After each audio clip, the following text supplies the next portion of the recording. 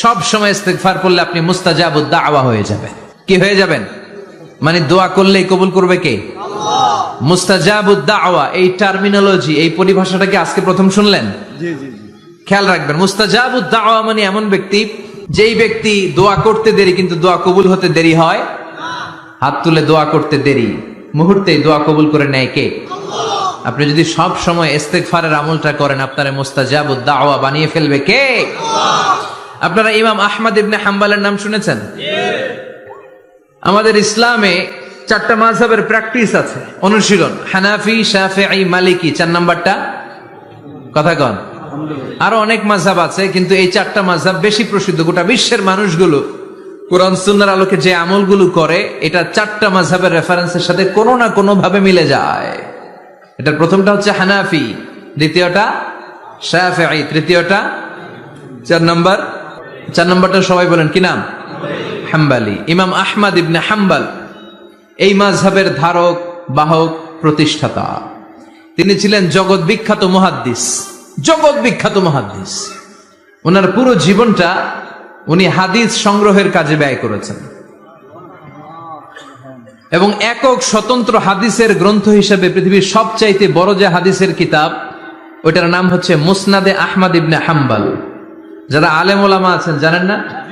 মুসনাদে আহমদ ইবনে হাম্বল, এটার মধ্যে প্রায় 40,000 হাদিসের কম্পাইলেশন আছে।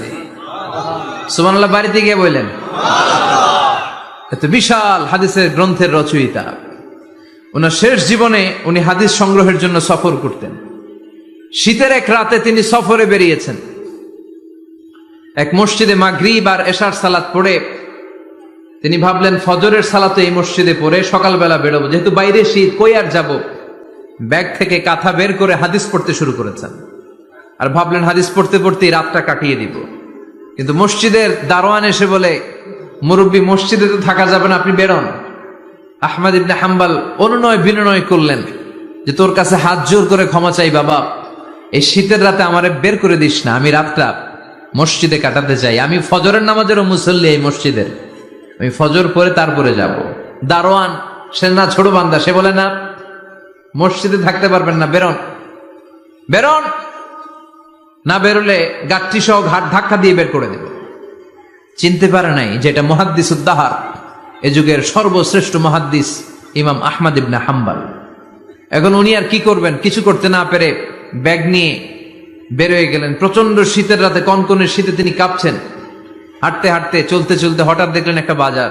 ওই বাজারে এক খাব্বাজ, রুটির দোকানদার, শাবুন খাব্বাজ, যুবক রুটি বানাচ্ছে। যে সালাম দিলেন, আসসালামু আলাইকুম। বাবা, শীতের রাতে বিপদে পড়েছে, যাওয়ার জায়গা নেই। তোমার যে চুলাতে তুমি রুটি বানাও, এই চুলার পাশে বসে যদি সারা রাত আমি কাটিয়ে দেই আর চুলা থেকে আগুন পোয়াই, তোমাকে কোনো ক্ষতি হবে? যুবক বলেন, না না, কোনো ক্ষতি হবে না। আহলান ওয়া সাহলান, ইয়া মারহাবান বিক, খোশ আমদেদ, এটা তো খুশ নসিব আমার, আপনি আগুন পোহালে আমার সমস্যা কি, আসেন।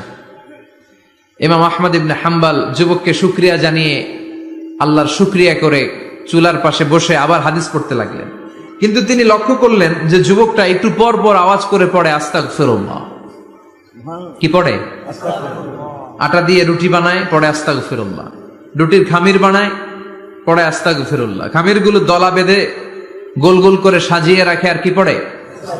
বেলুন দিয়ে এগুলোর বলে চুলার ভিতরে ঢুকায় দেয়, আর কি পড়ে? কেউ রুটি কিনতে আসলে তার হাতে রুটি তুলে দেয়, আর কি পড়ে? টাকা দিলে টাকা নিয়ে ক্যাশ বক্সে রেখে দিয়ে কি পড়ে? শুধু পড়ছে আস্তাগফিরুল্লাহ, আস্তাগফিরুল্লাহ। ইমাম আহমদ ইবনে হাম্বল তো অবাক, ঘটনা কি, এই যুবকের হলোটা কি? শুধু আস্তাগফিরুল্লাহ। তিনি হাদিসের কিতাবটা বন্ধ করে যুবককে জিজ্ঞেস করলেন, বাবা, আসার পর থেকেই দেখছি তুমি শুধুই পড়ছো আস্তাগফিরুল্লাহ, আস্তাগফিরুল্লাহ, আস্তাগফিরুল্লাহ, ঘটনাটা কি? কেন এত তুমি ইস্তেগফার পড়ো? যুবক বলল, এটা আমার একটা চিরাচরিত আমল, সব সময় আমি এই আমলটা করি। আমি সব সময় ইস্তেগফারের সাথে আঠার মতো লেগে থাকি, আর সব সময় ইস্তেগফার পড়ার কারণে আল্লাহ তাআলা আমাকে মুস্তাজাবুদ দাওয়া বানিয়ে দিয়েছে। মানে আমি দোয়া করলেই দোয়া কবুল হয়ে যায়। এই জীবনে আমি যত দোয়া হাত তুলে করেছি, মুহূর্তের মধ্যে আমার দোয়াগুলো কবুল করে নিয়েছে কে? আল্লাহ। শুনে তো ইমাম আহমদ ইবনে হাম্বল অবাক, বলে কি, আনতা মুস্তাজাবুদ দাওয়া, তুমি মুস্তাজাবুদ দাওয়া? তুমি দোয়া করলেই কবুল? না, আনা মুস্তাজাবুদ দাওয়া। হ্যাঁ, আমি দোয়া করলেই কবুল হয়ে যায়। তুমি জীবনে যা দোয়া করেছো সব পেয়েছো? হ্যাঁ, আমি জীবনে যা দোয়া করেছি আমি সব পেয়েছি। সব দোয়া কবুল হয়েছে আমার জীবনে, শুধু একটা দোয়া ছাড়া। ইমাম আহমদ ইবনে হাম্বলের কৌতূহল আরো বেড়ে গেল। সব দোয়া তোমার কবুল হয়েছে, একটা দোয়া কবুল হয় নাই, সেটা আবার কি? যুবক বলতে আরম্ভ করলো, আমার যে দোয়াটা কবুল হয় নাই সেটা হচ্ছে আমি আল্লাহর কাছে অনেকবার দোয়া করেছি, আল্লাহ শুনেছি এই জামানার সবচেয়ে বড় মুহাদ্দিস, তার নাম নাকি ইমাম আহমদ ইবনে হাম্বল। আল্লাহ, তোমার কাছে আমার আকুতি, তোমার কাছে আমার মিনতি, আমি যেন এত বড় মুহাদ্দিসের হাতে হাত রেখে মুসাফা করতে পারি আর তার কপালে একটা চুমু দিতে পারি। আমার এই দোয়াটা আজও কবুল হয় নাই। আজও আল্লাহ তাআলা এই দোয়াটা কেন যে কবুল করেন আমি জানি না। একথা শুনে ইমাম আহমদ ইবনে হাম্বল আবেগপ্রবণ হয়ে গেলেন, আর নিজেকে ধরে রাখতে পারলেন না, চোখের পানি ছেড়ে দিলেন আর বললেন, ইয়া শাব, হে যুবক, আহমদ ইবনে হাম্বলের সাথে দেখা করার জন্য তোমার আহমদ ইবনে হাম্বলের দরবারে যাওয়ার দরকার নাই, তোমার এই দোয়াটাও আল্লাহ কবুল করে নিয়েছে। আহমদ ইবনে হাম্বল দেখা দেওয়ার জন্য তোমার দরবারে ছুটে এসেছে। আনা আহমদ ইবনে হাম্বল মুহাদ্দিসুদ দাহর, আমি হচ্ছে আহমদ ইবনে হাম্বল।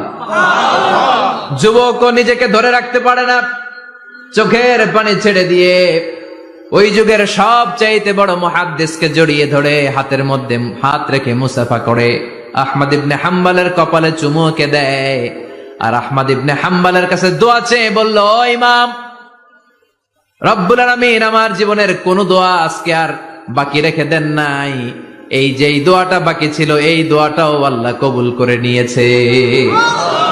এই দোয়াটাও কবুল, মুস্তাজাবুদ দাওয়া। আপনি সবসময় যদি ইস্তিগফারের সাথে আঠার মতো